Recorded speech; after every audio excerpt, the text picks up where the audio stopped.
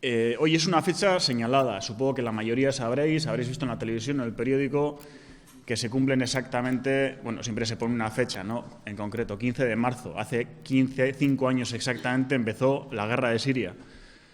Parece que fue ayer, ¿verdad? Cuando empezaba todo esto, yo hay veces que miro atrás y digo, ojo, han pasado ya 5 años y sobre todo en el caso de Siria, luego hablaremos de Libia y de otros países si queréis, pero bueno, todos sabemos que el caso de Siria es el más espeluznante, ¿no? El título que le he dado yo a la presentación, Arabia Udaberria, comilla artean, liluratik etxipenera, primavera árabe de la ilusión a la decepción. De la ilusión, por lo que ha comentado Juan Mari antes, la ilusión que podía existir, ¿no? de que se produjera un cambio. Y por la ilusión también de que en realidad sí ha habido primavera. La única primavera que he presenciado yo en estos 5 años, la única revolución que se puede llamar revolución y no levantamiento armado sin más, es la revolución de los kurdos, ¿no? Voy a enfocar básicamente esta charla en 2 pilares que son Siria. Empezaré por Siria con los kurdos, más que nada para destacar que sí existe una primavera, aunque no sea una primavera árabe. Y luego, dado que la última cobertura que hice fue en Libia en el pasado diciembre, pues hablar de Libia, ¿no? Y luego, por supuesto, cuando se abra el turno de preguntas, pues cualquier duda que tengáis y yo os pueda solucionar, pues yo estaré encantado de responderos. Faltaría más. Deciros también que yo como reportero traigo un testimonio. Muchas veces me preguntan cosas que yo no sé, no he visto. Yo suelo hablar sobre los sitios en los que he estado, sobre las cosas que he visto, sobre los temas en los que he trabajado, ¿no? Puede haber gente, siempre hay veces en las que hay preguntas en las que caen ya en el tema puramente especulativo. Cada uno puede especular, cada uno puede tener su teoría, pero bueno, deciros que me siento mucho más cómodo en calidad de reportero y trayendo un testimonio, ¿no? Ponía entre paréntesis aquí Arabia Udaberria, primavera árabe. Todos sabemos que después de 5 años ni ha sido primavera y luego también tendríamos que preguntarnos por qué le llamamos árabe, ¿no? Cuando hablamos del mundo árabe, eso que nos dicen, ¿qué es el mundo árabe, ¿no? Pues uno piensa pues, en un sitio donde todo el mundo es árabe, evidentemente, y donde todos son musulmanes, ¿no? Caemos en esa generalización, generalmente. Tendemos a entender todo lo que es el norte de África y Oriente Medio, lo que tenéis ahí señalado, pues como el mundo árabe. Y no solo las personas de a pie como somos todos nosotros, sino los medios, ¿no? Yo sigo viendo en medios muy importantes que tienen una sección que es mundo árabe. Otra generalización es llamar a todo Oriente Medio. Yo, de hecho, colaboro con un medio alemán bastante importante y en Oriente Medio incluye Marruecos, Túnez, Egipto, y estamos hablando de un medio de prensa. Para distinguir lo que es la región, lo más correcto es utilizar, aunque suene un poco raro, MENA. Esto lo veréis, los que sigáis un poco la actualidad, veréis que hay veces que se habla de MENA, que son las siglas en inglés para el norte de África y Oriente Medio, ¿no? Entonces, a esta zona no deberíamos llamarle mundo árabe porque si llamamos a esa zona mundo árabe, pues estaríamos negando la existencia de otros muchos pueblos que no son árabes. Tampoco le pondríamos llamar mundo musulmán. Musulmanes, ya sabéis que hay, pues se calcula que hay unos 1.000 millones de musulmanes en el mundo y es muy injusto, a mí me parece muy injusto hablar del mundo musulmán y luego referirnos a Europa como Europa y no como mundo cristiano, ¿no? Es decir, si yo hablo de esos países como mundo musulmán, pues ¿por qué no hablo de Occidente como mundo cristiano? Entonces, yo ante esta disyuntiva, yo opto por MENA. Aunque suene un poco raro, es Middle East, lo que es Oriente Medio, y Northern Africa, que es el norte de África, ¿no?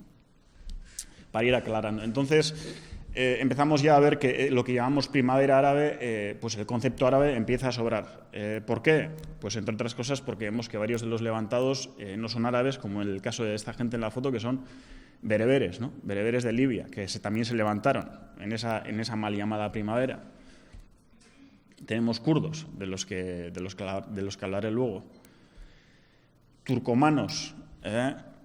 Turcomanos, hay muchos turcomanos en Siria y sobre todo en Irak. hablan una lengua, como ya dice su nombre, una lengua muy parecida al turco, y en realidad son descendientes pues de todo lo que fue el Imperio Otomano. Según se iba desvaneciendo, pues iba dejando grupos de población, ¿no?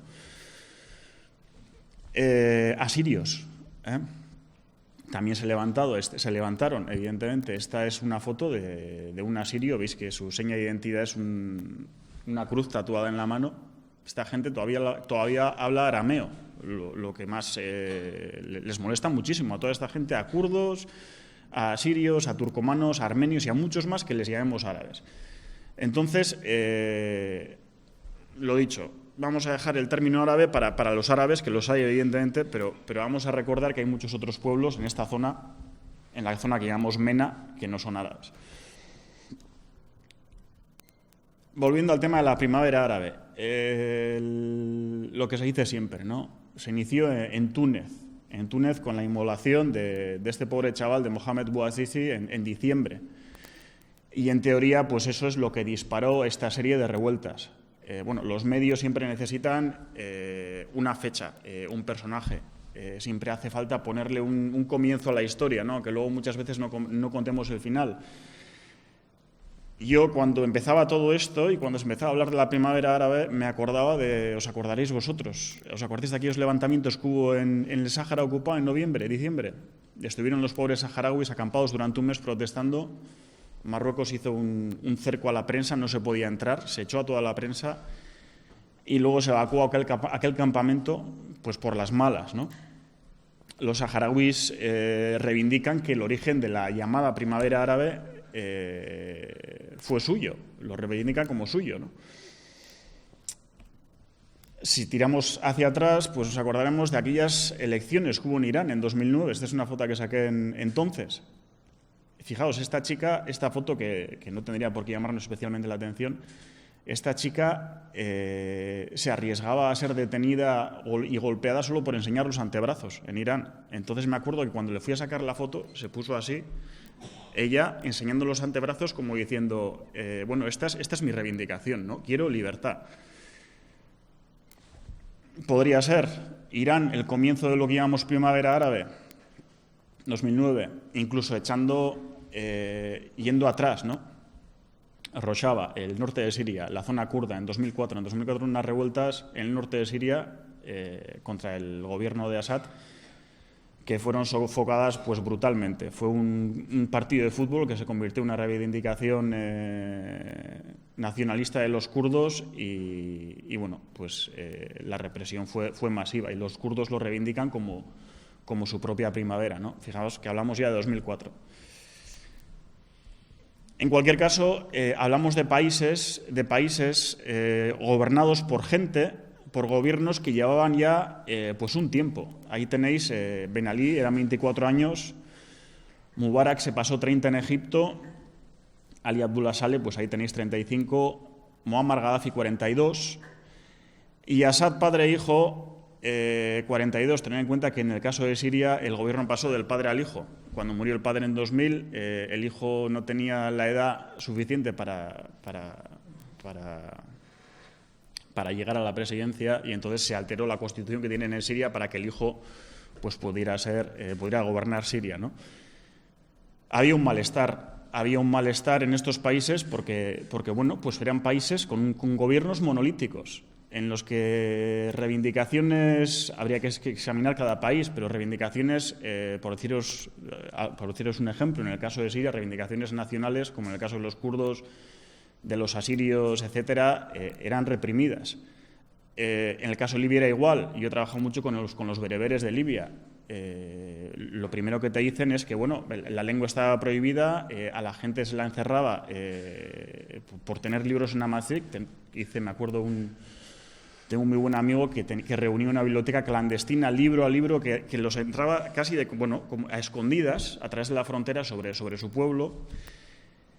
Y luego pues todos los imanes amazighs que eran ibadíes, que no son sunitas como el resto de Libia, pues o tuvieron que huir o fueron ejecutados por Gaddafi. Lo dicho, había un malestar. Que luego hubo un reordenamiento y un plan de Occidente para alterar el poder en la región, sin duda. Estas revoluciones fueron intervenidas. La injerencia fue evidente. Desde el momento en que, en el caso de Libia, al mes del levantamiento, la OTAN ya se había convertido en la fuerza aérea de los rebeldes, ¿no? Bien. Voy a empezar por, como os decía, por los kurdos de Siria, porque luego os diré, es lo más bonito que he visto como periodista, lo más positivo. Tengo un testimonio que saqué, que hice una parte de un documental que hice sobre refugiados kurdos en Siria que llevaban ahí después del levantamiento de 2004, el que os mencionaba antes. Esta gente llegó en 2006, por poneros un poco en antecedentes. Vais a ver en el vídeo cómo era la vida contada por los protagonistas de un kurdo en Siria antes de 2011. Son 5 minutos, pero bueno, creo que os haréis una idea.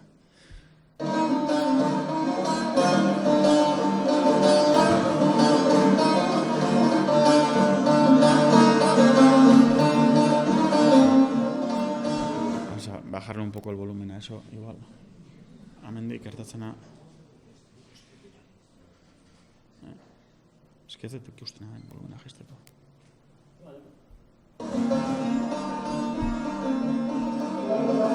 Estos niños son kurdos llegados desde la vecina Siria.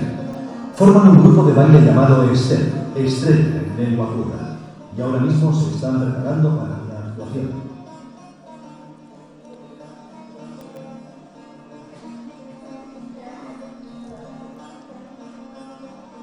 Salahadin es el padre de varios de ellos. Ha pagado las ropas de su propio bolsillo y su hija Bertrand les ha enseñado a bailar.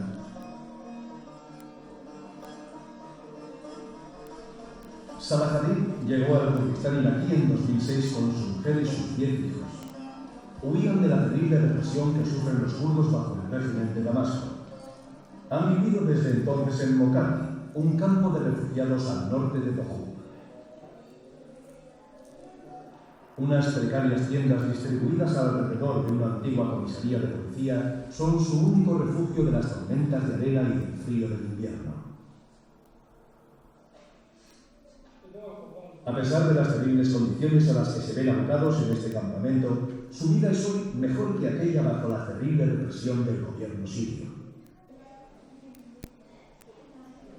Según cuenta, no es fácil ser kurdo en Siria. نعم صلاح الدين خليل بل اخترت مخياكرن صلاح بل لتركستين أم صلاح لحظة شر هذا كردستاني أوجي إجبو هناك رجل سوري تعرفش قدامنا أم عرب برداننا هفو وحكومتها سوري دستي عربة بيترقف قالك شيء جمعتهم كسر كردانهم وأنا كنت سجنيها أم مجبور يعني أنا ما قالك هالكلام أم مجبور أم هرم ولاتكي جبر الجماعة السوري أم بارفدن. Se calcula que los kurdos de Siria oscilan entre 1,5 millones y 3, según la fuente. No obstante, nadie lo sabe a ciencia cierta, porque Damasco no reconoce la existencia de dicho pueblo en la República Árabe. El gobierno de los Assad llegó incluso a descontar a decenas de miles de ellos del censo en 1961. A esta casta de indocumentados, de parias entre los parias, se les conoce por el sobrenombre de Maktoum, nada en lengua árabe. Se cree que hoy pueden rondar los 300.000.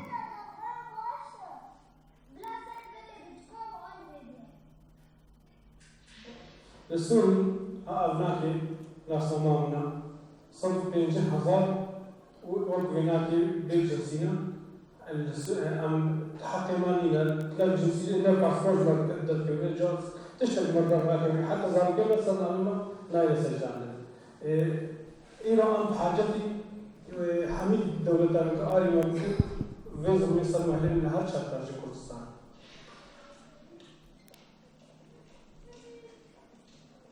Al seguir el Kurdistán de Irak bajo control de Bagdad, Erbil no puede concederles ni un pasaporte ni el estatus legal de refugiado. A pesar de las dificultades, Salahadin lucha por ofrecer una vía de escape a los más pequeños. Por el momento, el grupo de baile es la única alternativa a una vida de total desamparo y carente de perspectivas. Una vida en un limbo de tiendas de campaña. دنبال كلمة على الخلاصة الحديثة جبر خامشة من تيمك حياة نالستير تيموستير أو جي أندامي تيجينا ومازنجي تيما من بريمكا وقت أزواج أباي خلصاني تيما موال للصالة هشتي هذي بس اشتاقنا بي جي صالة نوتو بنجيرا أزقد تيموستيرم وأزا جزء جناح تيموستير دما حتى صالة هزار بشاري بشتي أحداث الدوطة عباري كردستان العراقي سي مع هشتا هزار وشش أساسنا كردستاني تشتي ويناكي لسار صالي ايك هزار وحفت تيمامن لباشور كردستاني حاضر بي آمدني مججنا لوروزي كر هر بره تیما ماستر اندامن 25 اندامن 25 حتی 3 اندامن ام بره ام گیلان شانونا سترانا پیشکش کن بره تیما ما هشتا اجازه نورد یعنی چون بره هبودو تمام ام وكل بره محسوب بين شبه لاجئ چون ما هشتا وثيقه لاجئ بني مناور كرتيا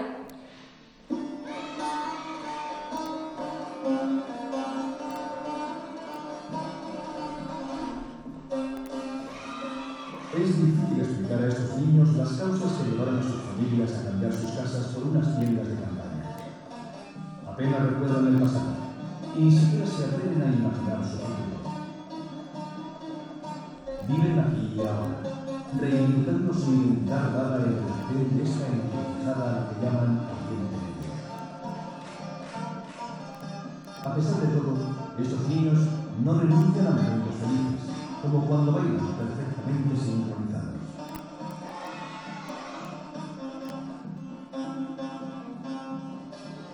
Esta danza se llama Helai y la comparten 40 millones de kurdos en todo el mundo. Nunca ha sido fácil, pero así ha llegado ese pueblo durante miles de años.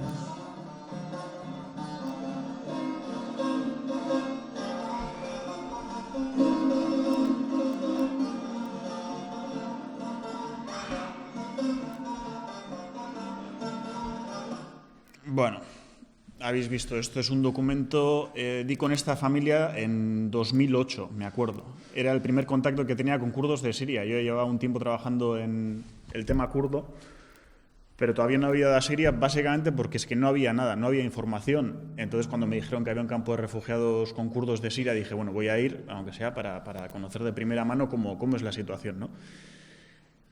Esta familia sigue ahí. La volví a ver, estuve con ellos por última vez el año pasado, con la diferencia en que bueno, pues, estos chavales y chavalas pues ya rondan los 20 años, ¿no? Como decía la chica esta, pues se fueron en 2006 a raíz de la situación que se generó a partir de lo que es la intifada kurda, que es como le llaman, de 2004, que comentamos antes.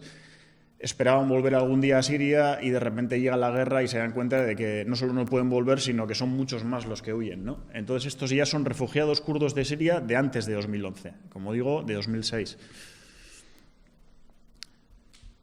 Bien.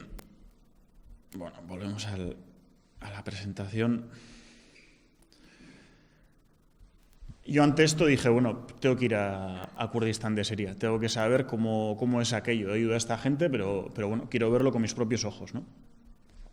Aquí tenéis más o menos la zona que ocupan los kurdos en Oriente Medio, 40 millones de personas más o menos en una superficie que equivale aproximadamente a la del Estado español, ¿no? Y como veis, pues repartidos sobre todo por Turquía, donde viven la mitad, Siria, Irak e Irán. Entonces, la zona kurda de Siria, como veis, es sobre todo la del noreste, y luego todo el norte es una zona mixta de kurdos y árabes, ¿no? En 2008, sí, en junio de 2008 llego a Siria y... ¿No es mi teléfono? No.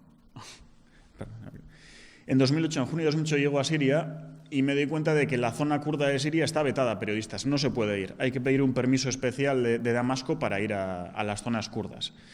Veo que las limitaciones son pues, muchísimas, y no solo para ir a la zona del norte, sino para hacer tema druso, para hacer otros temas, ¿no? Entonces, ante eso, opto por viajar con un visado turístico.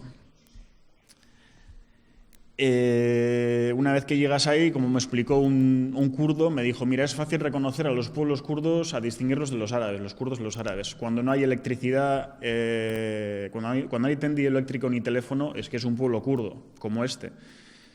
Zonas pobrísimas, casas de adobe y zonas que habían sufrido una campaña de arabización desde los años 60, 70, similares a las de Irak. Es decir, se traía a gente, a árabes, familias muy pobres de campesinos al norte del país, se les daba una tierra y entonces los realojaban ahí. El mismo esquema del Ba'ath en Irak, ¿no? Con Saddam Hussein, sobre todo en Kirkuk, ¿no? Kirkuk, una ciudad que era principalmente kurda, pues fue sometida a una campaña de arabización que duró décadas. Yo siempre digo que estoy en muchos sitios. No me esperaba encontrar esto en Siria. Entrevistar a disidentes en Siria de cualquier tipo, de cualquier clase, antes de 2011 era muy, muy difícil. Había muchísimo miedo. Este es un carnet que me enseñaron, como os digo, recuerdo, esto es de 2008. Un carnet que me enseñaron del PYD, del Partido de la Unión Democrática, que es el partido dominante de los kurdos, hoy entre los kurdos. Por supuesto, todos los partidos kurdos estaban prohibidos, pero es ilustrativo que para entrevistar a un poeta, a un hombre que escribía en su lengua, que por supuesto estaba prohibida, me tuve que pasar varios días esperando a que me llamaran. Y yo me preguntaba, bueno, ¿pero a quién voy a entrevistar? ¿A un comandante de guerrilla? Y es que iba a entrevistar a un poeta. Como os digo, había un miedo terrible. ¿Por qué? Porque los kurdos desaparecían. Eran detenidos, no se les comunicaba a las familias que habían sido detenidos, las familias ya sabían lo que había ocurrido, que se habían llevado a su hijo o a su hija, y entonces, según me contaban, se inició un proceso por el cual cada familia tenía que encontrar un funcionario al que sobornar para que ese funcionario le diera información sobre su hijo. Conocí una familia cuyo hijo había desaparecido pocas semanas antes de llegar yo. Habían tenido suerte, habían conseguido $4.000, que para Siria, y sobre todo en 2008, era una cantidad bastante apreciable, con una base de vender tierras, propiedades, etcétera. Y gracias a esos $4.000 que le habían dado un funcionario, habían conseguido saber dónde estaba su hijo en la cárcel, y eso era todo. El que tenía más dinero pues podía permitirse pagar la libertad de su hijo. Si tenías dinero, podías entrar en la cadena esa de sobornos y conseguir que lo liberaran. En la mayoría de los casos desaparecía sin dejar rastro, ¿no? Ante esa situación, pues el líder del PYD, el líder del Partido de la Unión Democrática, estaba en la clandestinidad en Alepo, dormía cada día en una casa y tuve la inmensa suerte de que me consiguieran una entrevista con este hombre en 2008. En esta casa, le saqué esta foto entonces. Era Salah Muslim se llama. Luego veréis la importancia de a dónde ha llegado este hombre. Pero cuando me despedí de él pensé que no lo iba a volver a ver nunca más, no porque yo no fuera a volver a Siria, sino porque era carne de cañón. Es decir, su mujer estaba en la cárcel, uno de sus hijos estaba en las montañas luchando con el PKK. A otro, por cierto, al mayor, a quien conocí en su día, lo mató un francotirador de Al-Qaeda en 2013. En cualquier caso, yo hice amistad con este hombre, le entrevisté, saqué la entrevista en Gara en su día y mantuve la relación. De vez en cuando le llamaba y él no podía ser muy explícito por teléfono y me decía, bueno, sí, la situación sigue siendo la misma. Entonces me daba a entender que él seguía cambiando de casa cada noche, que estaba en la clandestinidad. Hasta que en 2011 empieza la guerra, hace 5 años exactamente, ¿no? Y yo, bueno, en cuanto estalló la guerra en Siria, lo primero que pensé es que tenía que volver a ver en qué había quedado eso y a ver qué posición iban a tomar los kurdos, porque todo apuntaba a que el gobierno, y todos sabíamos que les había represaliado, pero la posición que se levantaba tampoco parecía que fuera a ser un aliado natural de los kurdos, ¿no? Básicamente porque era un movimiento que con el tiempo se ha demostrado pues que era un movimiento islamista y panarabista, ¿no? En verano de 2012 liberaron oficialmente su territorio, eso que conocemos por Rojava, en el norte de Siria. Se sigue entrando por el Kurdistán iraquí. Esta es la primera impresión que se lleva, ¿no? Llegas a la frontera y te encuentras con campos de refugiados llenos de gente y gente saliendo, pero cientos, miles, ¿no? Los que, como ha comentado Juan Mari, los que llegan a Europa, muchos de ellos son estos. Y muchos de ellos, los que llegan a Europa, antes de que se me olvide, que luego se me va a olvidar, no es gente que se haya ido hoy de Siria, es gente que igual lleva 5 años viviendo o más en un campo de tiendas de campaña y llega un momento en el que ya no puede más, no puede soportarlo. Y como no puede volver a casa, pues lo intenta llegar a Europa, ¿no? Entonces, como os decía, esto es julio de 2012, y yo entro en la zona y me doy cuenta de que no hay combates en la zona kurda, de que los checkpoints están gestionados por voluntarios, muchas veces sin armas. No sé si se aprecia en la foto, pero la única arma que aparece ahí es de juguete. Es un adolescente con una escopeta hecha de madera, ni siquiera es una escopeta normal. Era todo muy extraño. Veíamos cómo Alepo estaba siendo destruido, como Homs, como Hama estaban siendo bombardeados, había combates en Damasco y sin embargo en la zona kurda no había combates. La situación era prácticamente de normalidad. Una imagen de la calle, ¿no? Pues las tiendas estaban abiertas, los colegios estaban abiertos y bueno, pues uno estaba en Siria, pero es que, como os digo, no tenía nada que ver la situación con Alepo y sobre todo por esto.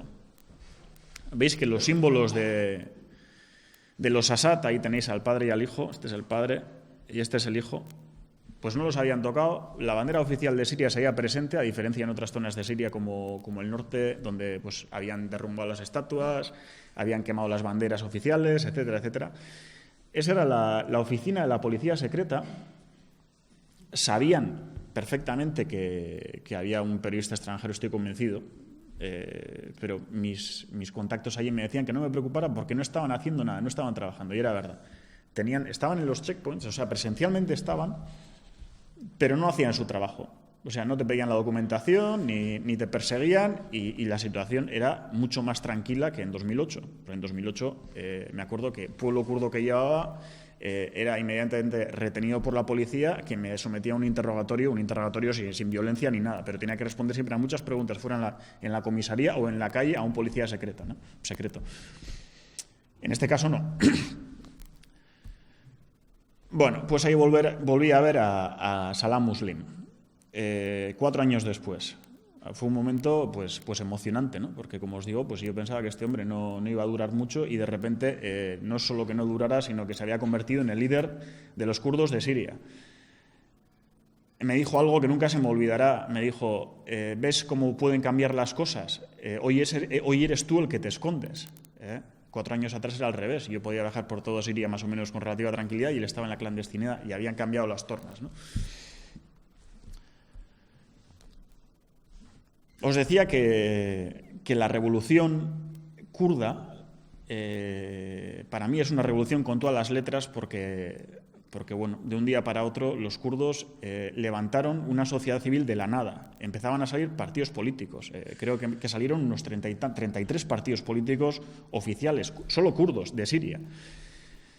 Por primera vez se ponían las banderas kurdas en la calle. Esta es la bandera de los kurdos de Irak, no es la bandera que usa el PYD, del partido dominante. Este es un mitin. Eran cosas impensables. La gente salía a la calle porque estaba experimentando una situación completamente nueva, ¿no? Se abrían escuelas. Los kurdos por primera vez podían estudiar su lengua, el kurmanji. La hablaban, pero no la sabían escribir. ¿Por qué? Porque el kurmanji se escribe en alfabeto latino, como el kurdo en Turquía, a diferencia del sorani, que es otra variante kurda que se escribe en alfabeto árabe. Todo llevado de la mano de voluntarios. Era un momento, de verdad, lo más bonito que he visto. Yo estoy acostumbrado a ir a sitios donde todo está en destrucción, o en descomposición, o en proceso pero aquí era al revés, ¿no? Se estaba construyendo. Centros para mujeres, se abrían centros para mujeres de mediación, para mujeres que habían sufrido abusos, maltratos, para mujeres que simplemente se querían divorciar y pedían ayuda, ayuda legal, ayuda económica. Se organizaban talleres para que las mujeres fueran autónomas. Y, por supuesto, esas mismas mujeres luchaban con los hombres, lo cual era muy novedoso en todo Oriente Medio, ¿no? Nos hemos acostumbrado ya a la imagen de la combatiente kurda, parece que es algo relativamente reciente, pero recordaros que las kurdas llevan luchando en las montañas con el PKK desde los años 80, ¿no? Ya son pues más de 30 años. Entonces, bueno, era una explosión a todos los niveles. Los kurdos tenían una insurrección armada, una insurrección social, una insurrección política, cultural, era un levantamiento maravilloso, era una revolución, la única, como os digo, la única que he visto. Por supuesto, defender todo eso pasaba por un ejército sólido. Entonces, poco a poco iban entrando los suministros, se iba adiestrando a los reclutas, por supuesto voluntarios, y los que llevaban el adiestramiento era gente kurdos de Siria generalmente, que habían estado en el PKK combatiendo en las montañas y que volvían a casa porque veían que hacían falta, ¿no? Y entonces empezaba a hablar ya de lo que es Rojava, de la zona del norte de Siria. Ahí la tenéis. Desde Afrin, esto sería toda la frontera turca, y este es el Kurdistán iraquí. Esto es, digamos, la zona que reivindicaban entonces los kurdos de Siria. Una foto de un hombre recogiendo la basura con sus manos desnudas. No tenía ni guantes ni escobas. Me acuerdo cuando hice esta foto, el hombre se dio cuenta, se dio la vuelta y me hizo el símbolo de la victoria y me dijo Bishi YPG, que es viva las unidades de defensa populares, que son las milicias kurdas, ¿no? Era su forma de decir que él, recogiendo la basura como voluntario, también estaba combatiendo. También era partícipe de eso, porque bueno, igual no os lo habéis planteado nunca, pero recoger la basura en una guerra tiene bastante más importancia de la que... tiene muchísima importancia. Bueno, aquello seguía adelante, ¿no? Entonces se hablaba de que los kurdos habían llegado a un pacto con Assad, que habían hablado con Assad. La oposición siria les reprochaba eso y Salah Muslim lo negaba. Decía, no es que hemos llegado a un pacto con Assad, simplemente no tenemos en nuestra agenda no pasa por dominar Damasco, solo queremos controlar nuestra zona, no queremos romper Siria, queremos autogestionarnos, queremos que se respeten nuestros derechos democráticos, somos sirios, siempre lo repiten, somos sirios. Entonces, estaba claro que la agenda de los kurdos y la de la oposición siria no iba a la par, era completamente distinta. Y bueno, hoy es el día en el que no sabemos exactamente hasta qué punto hablaron, ¿no? Lo que está claro es que en una guerra pues todos hablan con todos se reúnen con todos. A mí no me cabe ninguna duda de que Salah Muslim se reuniría con el Ba'ath, con el gobierno, con la oposición, porque él es un líder político y un jefe de Estado y un diplomático. Entonces, gracias a esa neutralidad que pasaba por hablar con todos y luego también combatir con todos, pues los kurdos pues parecía que aguantaban contra todo pronóstico.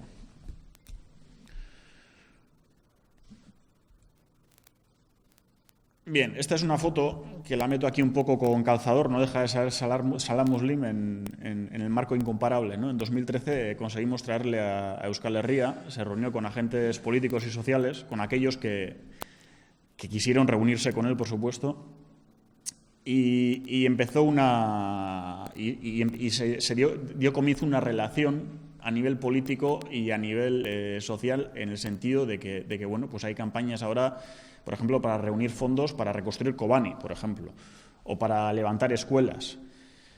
Entonces, pues para mí ver a Salah Muslim en Donosti superaba todas mis expectativas. Me refiero mucho a él porque, como os digo, es el líder de los kurdos de Siria y es el que me ha dado siempre el termómetro de la guerra, ¿no? Cuando en la foto anterior, en 2012, cuando me reuní con él, yo había estado en Libia, habíamos visto cómo Gaddafi había caído en 6 meses, y yo le pregunté, ¿no tienes miedo de que pase lo mismo que en Libia? Porque en Libia, en cuanto ha entrado la OTAN, pues Gaddafi ha durado lo que ha durado. Y él me decía, es que aquí nadie sabe lo que va a pasar, pero es que entonces, en 2012, incluso en 2013, todos dábamos por hecho que Assad pues de una forma u otra lo iban a liquidar y aquello se iba a acabar enseguida, ¿no? No fue así. No sé si os acordáis que en 2013 hubo una especie de campaña, no era un rumor, se decía abiertamente que se iba a bombardear Siria, se iba a intervenir. De un día para otro se iba a bombardear. Entonces los medios, los periódicos estaban ya con el tema de que ya llegaba el fin, ¿no? El fin de Assad.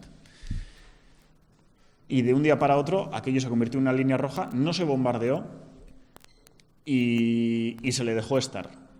Seguíamos sin entender nada. Yo siempre digo que mi trabajo es especialmente difícil porque tengo que ser capaz de contar cosas que a mí mismo me cuesta mucho entender, ¿no? Y por eso luego, pues hay veces que me preguntan, según qué preguntas, pues yo digo abiertamente, mira, no lo sé. Y el tema de Siria, yo y muchos colegas hemos comentado que es el conflicto más complicado al menos de cuantos he cubierto. Y lo que un día das por hecho, al día siguiente es una línea roja y Assad continúa. Cuando parece que Assad está perdido, entran los rusos. Cuando parece que los rusos se van a quedar, ayer mismo anuncian que se van. Es decir, no hay manera de entender lo que está pasando. Lo único que está claro, que es un hecho, es que Siria es un caos. Eso es lo único que tenemos claro, ¿no?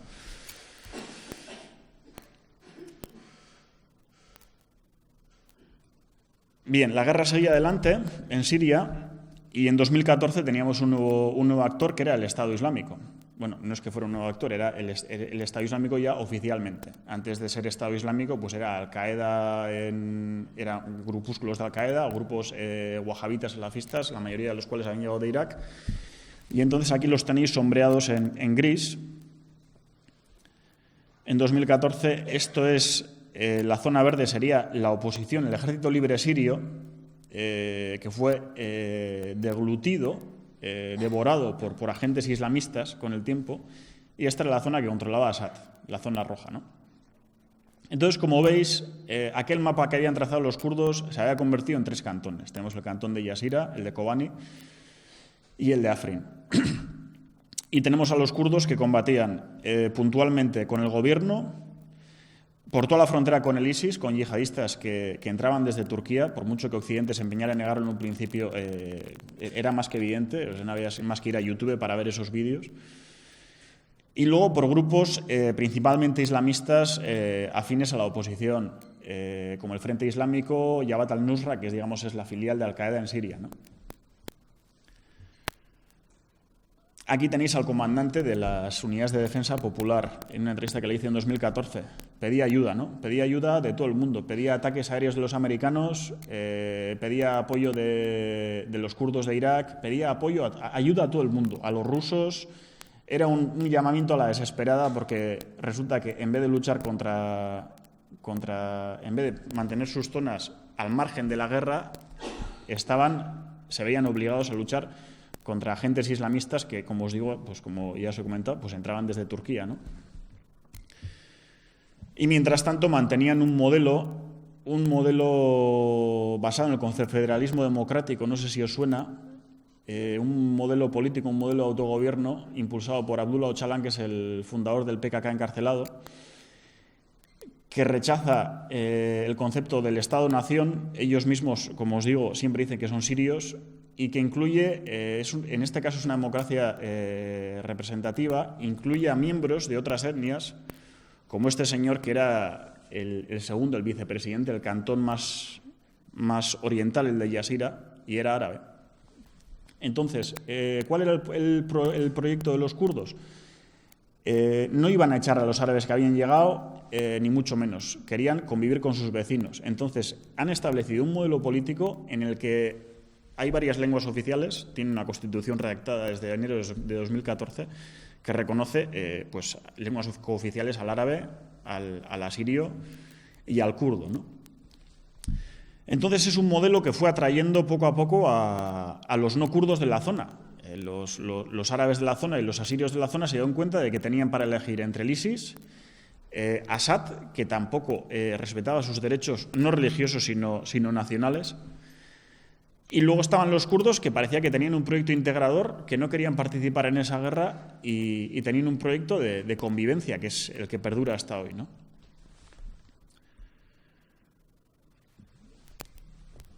Bueno, como os decía, la neutralidad de los kurdos ha pasado por hablar con todos y por combatir con todos. Aquí tenéis la bandera de la oposición siria y a la vez la bandera de las unidades de defensa populares kurdas. Puntualmente los kurdos podían combatir con ellos en una parte de Siria y luego llegar a alianzas en otra parte, haciendo siempre encaje de bolillos. Hasta que en octubre de 2015 establecieron lo que se conoce como el Consejo Democrático Sirio, que es un grupo de agentes políticos, sociales y militares de todas partes de Siria que quieren un Estado secular, quieren un Estado en el que la religión sea algo personal, un Estado democrático y que incluya a todas las nacionalidades, a todos sus unidades, ¿no? Sus elementos. Entonces ahí tenéis el día en el que se declaró, se dio instaurado el Consejo Democrático Sirio, que fue hace poco, el octubre pasado. Y entonces en ese consejo pues tenemos, como os decía, miembros de todas las etnias, por supuesto kurdos. Ahí tenéis la representación kurda, estos serían los asirios. Esto sería Yaish al-Tuar, que es una facción muy moderada del Ejército Libre Sirio, que no tiene ningún vínculo con ningún grupo islamista. Esto es una tribu local que es bastante importante, y esto era lo que era antes lo que se llamaba Jabhat al-Akrat, que era simplemente una unidad kurda que en un principio estaba integrada en el Ejército Libre Sirio. Entonces, entre toda esta gente, lo que quieren es llegar a un Estado descentralizado, democrático y secular. Bien, esta es la situación actual hoy en Siria. Hace poco, en enero fue cuando entraron los rusos, cuando Assad estaba contra las cuerdas, entraron los rusos con una agenda muy clara. Los rusos dijeron vamos a proteger a Assad y luego ya hablaremos de una transición política, pero de momento vamos a proteger al gobierno de Siria, ¿no? Lo cual contrasta con la agenda de Estados Unidos, que seguimos sin desconocerla, ¿no? Hoy es el día en el que no sabemos cuál es la agenda de Washington, no solo para Siria, sino para todo Oriente Medio. Hay veces en las que yo he llegado a pensar que o es pura improvisación, porque cada día se toman decisiones que contradicen las anteriores, o simplemente se trata de un intento de instaurar un caos que debilite al enemigo principal de Estados Unidos, que es Irán, como todos sabemos, que genere una inestabilidad en la región que se extienda, una inestabilidad que incluya el Estado Islámico, e intentar controlar esa estabilidad, ¿no? Lo que pasa es que pues controlar ese monstruo, pues también es difícil, ¿no? Como os digo, yo todavía no lo sé. No sé dónde acaba la pura improvisación, la pura chapuza, y dónde empieza la agenda que trata de instaurar un caos controlado, como decía precisamente Muslim. Como veis aquí en el mapa de Siria, veis la zona amarilla sería la zona kurda. La zona, esto es Kobani, la zona, las franjas verdes son zonas en las que tienen colaboración entre los kurdos y tribus locales o agentes locales árabes. Y entonces lo que buscan no es tanto, ya no hablan de Rojava. La semana pasada entrevistaba a Salah Muslim por teléfono, estaba en Bruselas y me dijo que ellos lo que buscan ahora es una Siria descentralizada, y para el norte hablan de una federación del norte de Siria. Todavía no le han puesto nombre. Es decir, ya no se habla de un Kurdistán sirio ni se habla de un Arabistán o de un Asiriostán, por decirlo de alguna manera. Se habla de un lugar pues donde todos tengan su hueco, ¿no? Y este es el plan que tienen los miembros del Consejo Democrático Sirio. Este es el último mapa sobre las posiciones en Siria. La zona roja es la que controla el gobierno. Las zonas verdes, Jabhat al-Nusra, como os decía, y esta zona, las negras y grises, pues las que están bajo control del ISIS. Bueno, esto engaña porque esta zona básicamente es desierta. No es que el ISIS sea tan grande, simplemente que es una zona desierta. Como os decía, la ilusión para mí de esta primavera, la única ilusión que he visto ha sido la de los kurdos de Siria, porque he visto un proyecto sólido, un proyecto democrático. Lo que podemos entender aquí por democracia, pues ellos lo están intentando implementar. Y el resto, pues lo que todos conocemos, ¿no? Libia. esta foto es una foto de agosto de 2011, cuando cayó Trípoli, y entonces la gente iba ahí al búnker donde vivía Gaddafi, donde tenía su base, y entonces entraba ahí para, pues eso, para ver qué había ahí, para celebrar y bueno, para llevarse todo lo que pudiera. Se llevaban hasta las puertas y las ventanas, ¿no? Las cargaban en los coches y se las llevaban, ¿no? En Libia habíamos visto otro levantamiento que empezó justamente un mes antes que el de Siria, empezó el 17 de febrero. Un levantamiento que triunfó gracias a que la OTAN, como os decía antes, se convirtió en la fuerza aérea de los rebeldes libios. En marzo empezaron con el tema de la exclusión aérea y luego en agosto básicamente les allanaron el camino desde las montañas occidentales hasta Trípoli, ¿no? Yo recuerdo el día en el que se daba por acabada la guerra. Yo estaba con mi traductor, estábamos viendo el discurso por televisión, pues porque había que mandar la crónica, y bueno, el día que se dio por oficialmente terminada la guerra en Libia fue en septiembre, y me acuerdo de Mahmoud Jibril, que era el presidente del Consejo Nacional de Transición libio, que era el gobierno paralelo que habían hecho los rebeldes libios durante la guerra. Lo primero que dijo fue que iban a revisar las leyes de la poligamia. Fue lo primero que dijo. Por lo visto, con Gaddafi, la poligamia estaba permitida, pero el hombre tenía que pedir permiso a su esposa, necesitaba el permiso de su esposa para casarse una segunda o una tercera vez. Entonces, la primera medida que iba a adoptar este nuevo gobierno era que ya no había que pedir permiso. O sea, se permitía la poligamia y uno podía tener pues 2, 3, 4 mujeres según el poder económico, ¿no? Porque al final es un símbolo de tu estatus, ¿no? Y yo me acuerdo de estar con el traductor y le pregunté, ¿estás seguro de que ha dicho eso? O sea, imaginaos, o sea, han pasado, esto era en septiembre, han pasado 8 meses con toda la gente que murió, con todo el desastre que fue aquello. Y cuando se hace el discurso que declara la Libia ya, la nueva Libia, el primer punto a revisar es ese. Me quedé, bueno, es que se me siguen poniendo los pelos de punta, ¿no? Y el traductor también estaba que se había quedado a cuadros, ¿no? Sí, me dijo, eso es lo que ha dicho. Bueno, esto es una foto de una familia libia. Alguno me acusó de fabricar esta foto. Yo os juro, que este señor que veis ahí se acercó a mí y me pidió que le sacara una foto. Le pidió a un combatiente, a un guerrillero que había en la Plaza de los Mártires, el fusil, se lo dio a su hijo y fue él el que compuso la foto. Bueno, esto nos da una idea de en qué manos caía Libia, ¿no? ¿Cuál ha sido el problema de Libia principal? En Libia no había, claro, con Gaddafi no había partidos políticos, había un partido único, había un gobierno único y monolítico, ¿no? Entonces, a la gente, cuando le hablas de partidos políticos, no sabía lo que eran. O sea, no podemos... Claro, un libio no sabía ni qué era ser de izquierdas, ni de derechas, ni qué era el comunismo, ni nada, ¿no?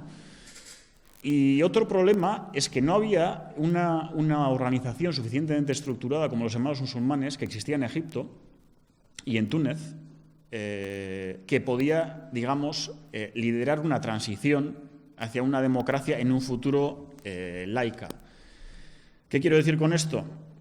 Cuando empezó en 2011 el tema de las revueltas, se hablaba del modelo turco. Yo me acuerdo de estar en Libia y muchos libios me decían, no, queremos el modelo de Turquía. Pues una democracia islámica, lo mismo que hay una democracia cristiana, pues una democracia islámica, como la de Turquía. Que Turquía, que bueno, pues con todos los defectos que puede tener el señor Erdogan, que últimamente se dedica a bombardear aldeas kurdas y ciudades enteras, no sé, supongo que muchos de aquí habréis estado en Turquía, conoceréis Estambul y bueno, es una ciudad maravillosa en la que bueno, uno puede ir con velo, sin velo, puede beberse sus cervezas y bueno, un amigo mío siempre dice, yo me suelo quedar en un hotel y justo al lado hay una sauna gay. Es decir, bueno, entonces uno pensaba el modelo turco pues podía ser un modelo válido, un modelo de islam político que con el tiempo se fuera desvaneciendo, perdiera ese tamiz y acabara siendo la democracia laica que todos entendemos, ¿no? Bueno, pues aquello se desbarató. Tanto que se hablaba de dar oportunidades al islam político, a los políticos de aquí se les llenaba la boca, a los altos dirigentes, con vamos a dar una oportunidad al islam político. Entonces los hermanos musulmanes ganaron las elecciones en Egipto y luego vimos que hubo un golpe de Estado. Y hoy es el día en el que el Egipto está gobernado por un general, el general al-Sisi, que en 2 años ha ejecutado a más gente que Mubarak en 30. Y esto es un hecho. ¿Qué ocurre con el tema de las elecciones? Que nos gusta que hagan elecciones, pero si no nos gusta el resultado, entonces damos un golpe de Estado, ¿no? Esto ocurrió en Argelia, esto lo vimos en Palestina en 2006, lo hemos visto en Egipto. En Túnez se habla de democracia, bueno, luego me puedo extender sobre eso, pero se puede hablar de democracia, que lo de Túnez es un golpe de Estado por ósmosis, como dice Santiago Albarrico, que es un periodista y escritor que vive ahí. En cualquier caso, antes de llegar ahí, quiero explicaros qué es Libia. Bueno, en Libia hay 2 gobiernos, uno que está en Trípoli y otro que está en Tobruk. 2 gobiernos que cuentan con apoyos de países distintos. El gobierno de Trípoli cuenta principalmente con el apoyo de Turquía, de Qatar y de Sudán, es decir, con el apoyo de los hermanos musulmanes. Y el gobierno de Tobruk cuenta con el apoyo de Arabia Saudí, Emiratos Árabes Unidos, Egipto y luego, bueno, los antiguos leales a Gaddafi, las tribus leales a Gaddafi, ahora se han aliado con el gobierno de Tobruk, que cuenta con reconocimiento internacional. Para que os hagáis una idea, es decir, el gobierno reconocido por la ONU es un gobierno patrocinado por Arabia Saudí, Emiratos Árabes Unidos, Egipto, y en el que están los antiguos gadafistas, ¿no? Bueno, esto es un cacao muy difícil de entender, y yo lo llegué a entender hace 2 años cuando uno de mis amigos en Libia me dijo: ¿quieres entender? ¿Quieres que te cuente lo que es Libia? Me saqué un mapa, que no era me saqué un mapa hecho en los años 50, un mapa que detallaba las alianzas tribales en Libia. Y entonces tú cogías ese mapa, es una pena no tenerlo aquí, cogías ese mapa y coincidían, pero al milímetro, tribu por tribu. Entonces, ¿cuál es la situación de hoy en Libia? Pues lo que os digo, un sistema de alianzas tribales alimentadas y apoyadas por gobiernos, por agentes del exterior, por potencias extranjeras, y otro país más que se ha convertido en un campo de batalla entre los hermanos musulmanes y Arabia Saudí. Siempre hablamos de Oriente y Occidente, ¿no? Siempre hablamos de las invasiones de los occidentales, que son muchas y muy desagradables, ¿no? Pero luego se nos olvida también que ellos también se pegan entre sí. Y hoy es el día en el que Yemen, por ejemplo, es otro campo de batalla pues, para Arabia Saudí, para Irán, para Israel, etc. Entonces, básicamente, Libia es un país sin gobierno donde rige la ley de la milicia. Os pongo un ejemplo. Hace 2 años, un típico choque un golpe de coches en Trípoli. Y dije, bueno, a ver cómo se soluciona esto, porque yo ya sabía que pues, en estos países la gente no lleva seguros ni nada. Es decir, se arreglan las cosas pues, por buena voluntad o porque uno reconoce el error y le da dinero al otro, ¿no? Y estaba ahí pues, con el chico con el que suelo trabajar y me dijo, mira, esto... todos llevan pistolas, todos llevamos armas en los coches. O sea, tú te montas en un coche en Libia y siempre hay armas en la guantera, ¿no? Entonces, puede pasar que se calienten y que saquen las armas. Y entonces, luego, cada uno se descubre y dice, yo soy de la tribu tal, yo soy de la tribu tal, cual, yo tengo esta milicia. Entonces, al final, ellos hablan y el que tiene la milicia más gorda, o más grande, perdón, más potente, es el que gana el litigio en el accidente de coche en Trípoli. Entonces a ese le tienen que pagar. ¿Por qué? Porque si no a la tarde hay un convoy de pick-ups artilladas con cañones antiaéreos montados detrás y pueden arrasar tu pueblo y arrasar tu casa, ¿no? Bueno, así se solucionan las cosas en Libia. No hay gobierno. Claro, luego dices, ¿y qué ha hecho la ONU? Bueno, la ONU lo que ha hecho ha sido mandar un enviado que es Bernardino León, que digamos que es como el prefecto, el enviado, se llama el enviado de la ONU de Naciones Unidas para Libia. En octubre pasado se filtraron unos correos electrónicos que demostraban que Bernardino León había estado trabajando, Bernardino León, que es un diplomático malagueño, que era un diplomático de Málaga en su día, había estado trabajando para uno de los gobiernos, para el gobierno de Tobruk, a sueldo de Emiratos Árabes Unidos. Esto se filtró al periódico The Guardian. Probablemente no os habréis enterado la mayoría. ¿Por qué? Porque se silenció. Era un escándalo de tal magnitud que bueno, se contó con la complicidad de los grandes medios y luego encima pasó lo de los atentados de París y entonces nadie se enteró de aquello. Bueno, hoy es el día en el que Bernardino León vive en Dubái es director de la Escuela Diplomática de Emiratos Árabes Unidos y cobra 50.000 euros al mes. Es decir, la ONU, en vez de contribuir a solucionar este conflicto, lo que ha hecho es demorar su solución y encima enemistar a ambas partes todavía más, porque los de Trípoli, los de este lado, ya sabían que la estrategia de Bernardino León solo favorecía a una de las partes, ¿no? Y entonces, haciendo un repaso general, pues esto es lo que nos queda de las revueltas, de lo que llamamos de forma equivocada primavera árabe. Bueno, tenemos aquí el caso de Túnez, en Túnez hay un presidente, Kais Essebsi, es un octogenario que lleva 50 años en el poder, que había estado en el poder no solo con Ben Ali, sino con el anterior a Ben Ali, con Bourguiba. Entonces, es un país en el que la presencia de los hermanos musulmanes era muy fuerte, pero se les ha sofocado. Los hermanos musulmanes en Túnez tienen una coalición que se llama Ennahda, han hecho unas concesiones, grandísimas al gobierno, y hoy es el día en el que en Túnez, en aras de una seguridad y con el peligro islamista que ellos dicen que viene de Libia, pero todos sabemos que viene de Túnez, porque Túnez creo que es el segundo exportador de yihadistas al Estado Islámico, pues en aras de mantener esa seguridad, la gente, tapándose la nariz, apoya a un gobierno que está compuesto por muchos de los antiguos tecnócratas que estaban con el régimen anterior. Y ese es el caso más positivo de todo el panorama. Ese es Túnez, esto es a lo que llamamos democracia. Bueno, Libia está, como os he dicho. En Egipto tenemos al general al-Sisi, un general golpista. Antes con Mubarak teníamos, pues por un lado a los militares y por otro lado a Mubarak. Entonces a Mubarak se lo sacó de la ecuación y ahora solo están los militares. La represión en Egipto es brutal. Trabajar de periodista es muy difícil. Yo no trabajo en Egipto. Tengo muchos compañeros que han trabajado en Egipto y la mayoría se han tenido que ir porque ya no se puede trabajar. Luego tenemos Siria, de la que ya hemos hablado. Argelia, en la que hubo un conato, hubo unas protestas. La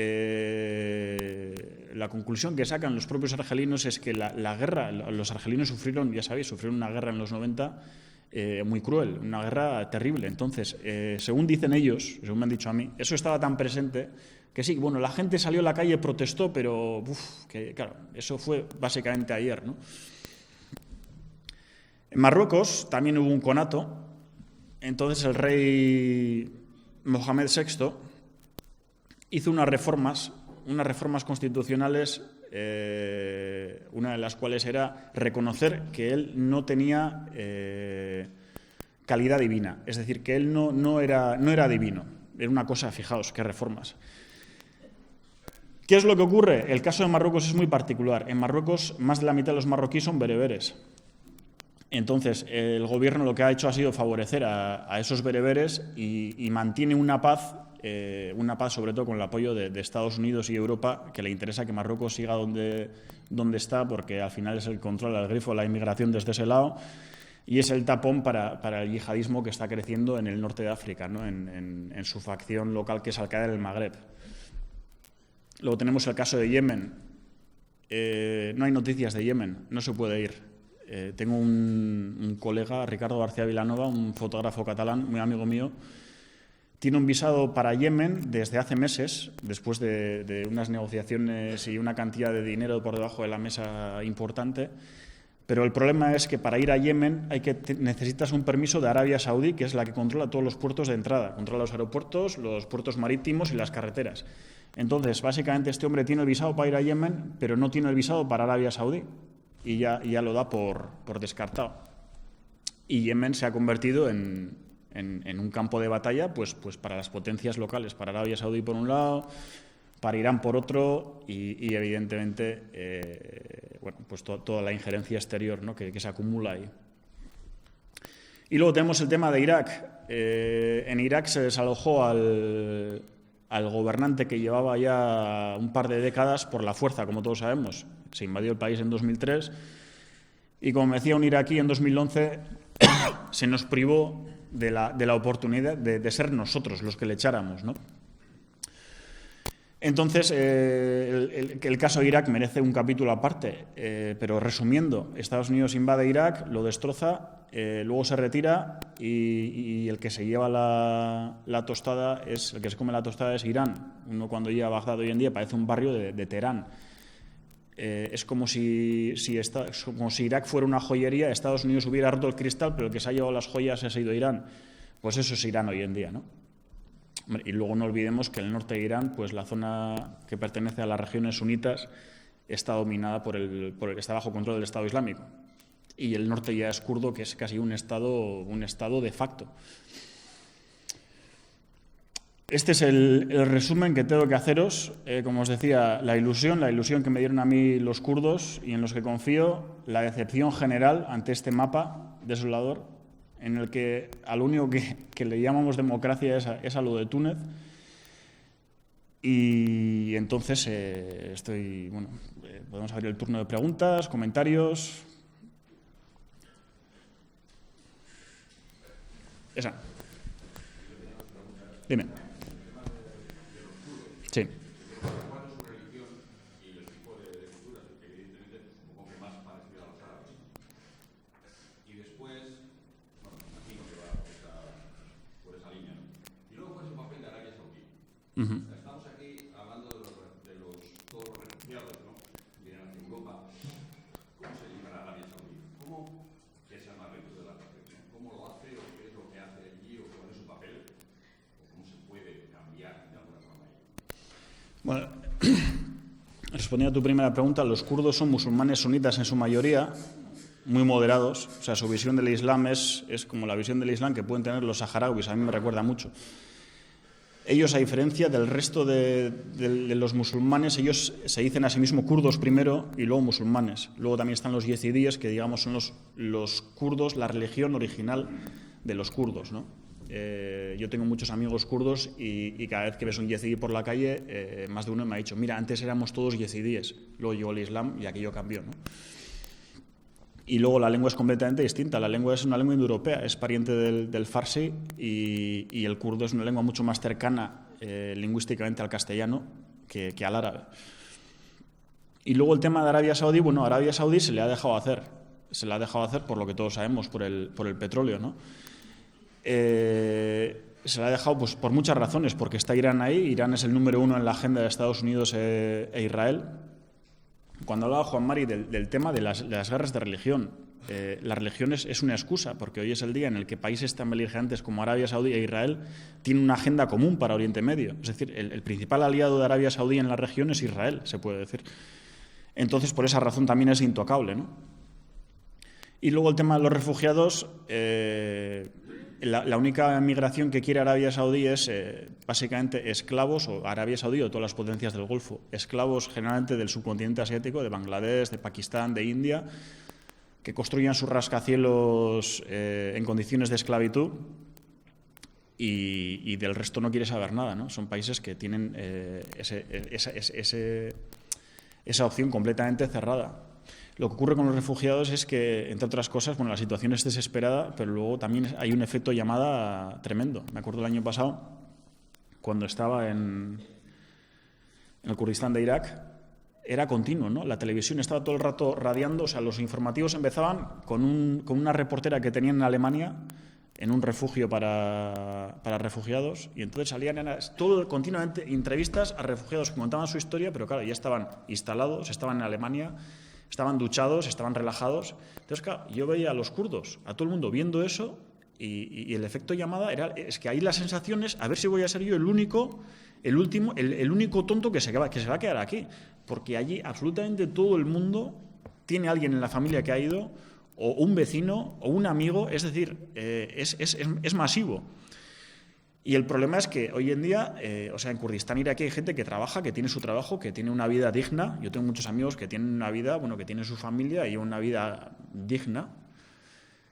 Pero es muy difícil vencer la presión esa de que todo el mundo se está yendo y a lo mejor te estás perdiendo algo, ¿no? En cualquier caso, la mayoría de los que se van, pues en este caso son sirios que van de una situación desesperada, ¿no? Y como os decía antes, no sirios que se acaban de ir de Siria, sino sirios que igual se han pasado en Jordania, en Irak, años en una tienda de campaña. Bueno. Esa no. Jordania es un país de refugiados. Jordania absorbe a todos los refugiados de toda la región. Jordania está llena de yemeníes, de sirios, de iraquíes. Entonces, es un país que colabora con Estados Unidos. El régimen de Jordania, el gobierno de Jordania es muy afín y tiene el beneplácito de Israel. No ha habido ningún enfrentamiento diplomático entre Israel y Jordania. Entonces, bueno, es un país que la verdad es que hay que reconocerles a los jordanos una hospitalidad que a los demás nos falta, ¿no? Porque creo que hoy es el día en que la mitad de la población de Jordania es refugiada.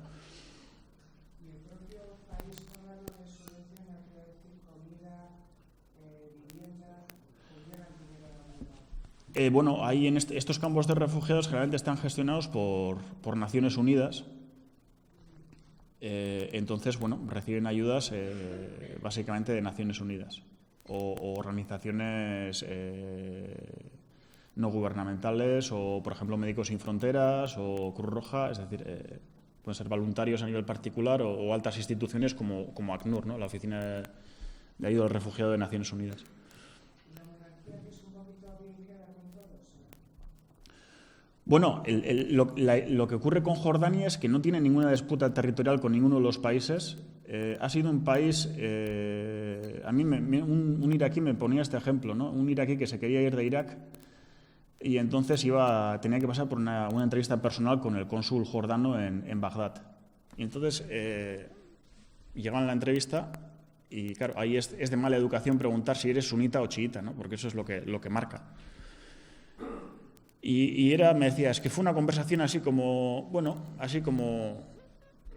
en círculos, sin ir al grano, y le dice, mi amigo le dice, ¿me quieres saber qué clase de musulmán soy? Soy la clase de musulmán que bebe whisky todas las noches antes de irse a la cama.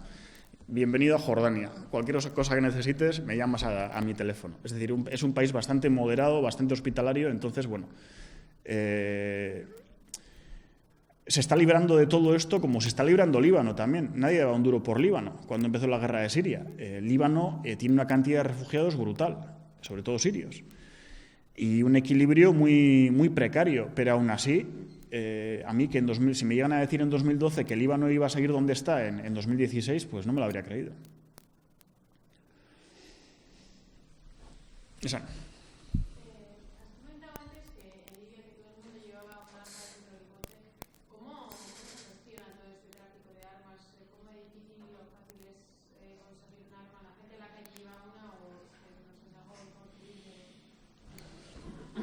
Bueno, en Libia entraron muchísimas armas durante la guerra, en 2011.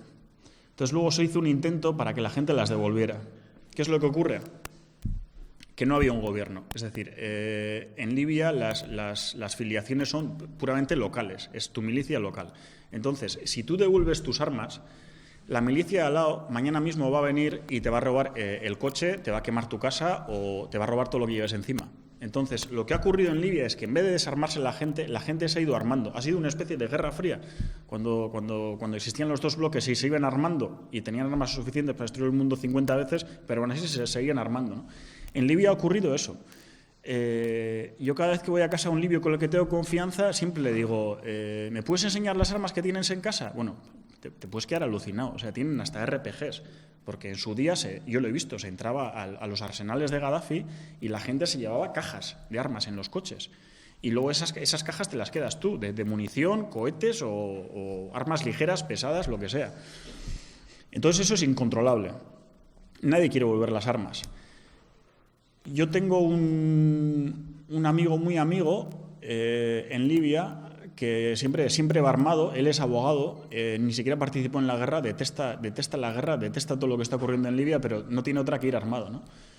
Entonces, según en qué parte de la carretera esté, pone el arma en un sitio o en otro. Es decir, hay zonas en las que es fácil que alguien te dé el alto, te pare, simplemente para robarte el coche. Entonces, antes de llegar a esas zonas, la pone a mano, la lleva pues ahí justo al lado de la caja de cambios.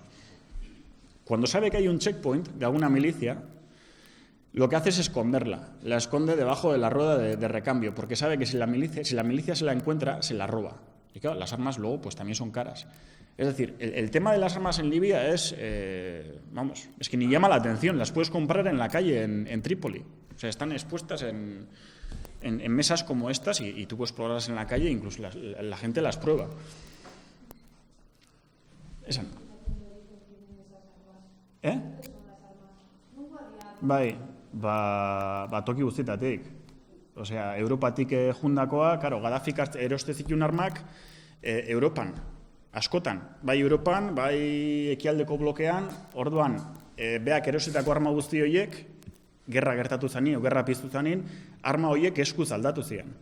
Eta gero gerra garaian ere, gerra aurreratzi joan einen, Egiptotik asko sartu ziren, Tunisiatik asko sartu ziren ere, orduan, aurkitu dezakezu rifle italiar bat eta alboan Kalashnikov bat Rusian indako.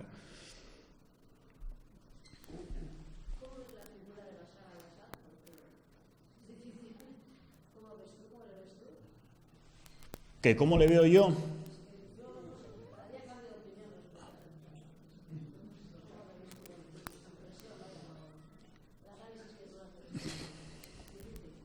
Hombre, yo lo que veo es que Bashar al-Assad está en el poder de forma dinástica, es decir, hereda el poder de su padre, a la muerte de su padre. Bashar al-Assad hace cosas muy buenas en Siria que ninguno de los países vecinos llegó a hacer, o sea, hubo avances en ese sentido. Y de hecho Siria era un país, Siria era el país era el país de acogida para todos los cristianos de Oriente Medio. O sea, cualquier cristiano que tuviera un problema se iba a Siria y en Siria no solo era aceptado, sino que tenía un estatus. Ahora, lo que he visto también es que Assad toleraba a los cristianos siempre y cuando no tuvieran una reivindicación, digamos, nacional. Es decir, Siria es la República Árabe de Siria y el ejército de Siria es el ejército árabe de Siria. Con lo cual, si eres kurdo, si eres asirio o turcomano o de otra nacionalidad, pues entonces ya no tienes sitio. Lo hemos visto en el vídeo. Assad, padre, descontó a estos kurdos del censo. Este papel que enseñaba este hombre simplemente indicaba su nombre y ponía abajo, según me decían, abajo pone que soy de origen extranjero, pero por supuesto no dice que soy kurdo. Es decir, este era un señor que había nacido en Kurdistán de Siria y de un día para otro lo descuentan del censo. Assad se los quería quitar de encima.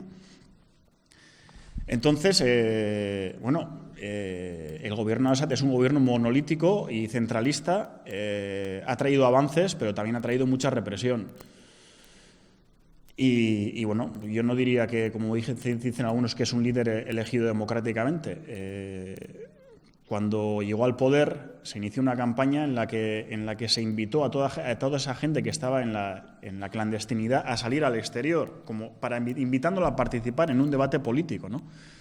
Algunos se lo creyeron y nada más salir los encerraron y a muchos los ejecutaron, ¿no? Entonces lo que ha hecho Assad básicamente ha sido crear una oposición, ¿cómo decirlo?, a tu medida. Es decir, que haya unos opositores que salgan de vez en cuando en la tele para que no parezca que esto es lo que realmente es, porque luego los resultados de las elecciones son que ha ganado con un 90% de los votos, ¿no? Entonces, pues a nivel democrático, pues deja mucho que desear, ¿no? En fin. ¿Alguna última pregunta? Bye, vota. No deja mucho que desear la actuación de la ONU y de Occidente. ¿No es de vergüenza?